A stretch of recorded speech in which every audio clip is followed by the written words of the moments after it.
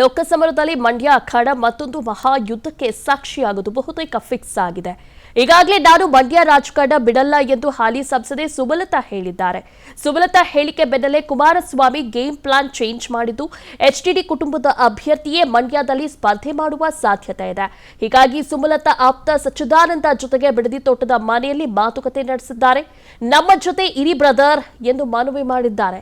ಇನ್ನು ಇಂದು ಬಿಜೆಪಿ ನಾಯಕ ಸಿಟಿ ರವಿ ಜೊತೆ ಬಿಡದಿ ತೋಟದ ಮನೆಯಲ್ಲಿ ಕುಮಾರಸ್ವಾಮಿ ಸುದೀರ್ಘ ಚರ್ಚೆ ನಡೆಸಿದ್ದಾರೆ. ಎಲ್ಲರೂ ಭೇಟಿ ಮಾಡ್ತಾರೆ. ಈಗ ಅಂಥ ಸಮಯ ಬಂದು ಸುಮಲತಾ ಅವ್ರನ್ನೂ ಭೇಟಿ ಮಾಡ್ತೀನಿ.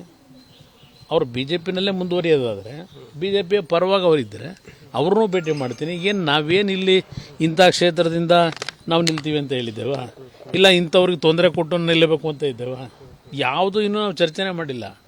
ಇವೆಲ್ಲ ಪ್ರಾರಂಭಿಕ ಹಂತದಲ್ಲಿರ್ತಕ್ಕಂಥದ್ದು. ಈಗ ಬಿ ಜೆ ಪಿ ಪಕ್ಷದಲ್ಲಿರ್ತಕ್ಕಂಥ JDS ಪಕ್ಷದಲ್ಲಿರ್ತಕ್ಕಂಥವ್ರು ನಾವು ಒಟ್ಟಾಗಿ ಒಂದು ಸೌಹಾರ್ದತೆಯಿಂದ ಕೆಲಸ ಮಾಡಬೇಕು. ಎಲ್ಲರ ಜೊತೆ ಕೂಡ ಚರ್ಚೆ ಮಾಡೋಣಂತೆ. ಅನುಕ್ಷಣದ ಸುದ್ದಿಗಳಿಗಾಗಿ ವಿಸ್ತಾರ ನ್ಯೂಸ್ ಯೂಟ್ಯೂಬ್ ಚಾನೆಲ್ ಸಬ್ಸ್ಕ್ರೈಬ್ ಮಾಡಿ. ಹೊಸ ಸುದ್ದಿಗಳ ನೋಟಿಫಿಕೇಶನ್ಗಾಗಿ ಬೆಲ್ ಐಕಾನ್ ಕ್ಲಿಕ್ ಮಾಡಿ.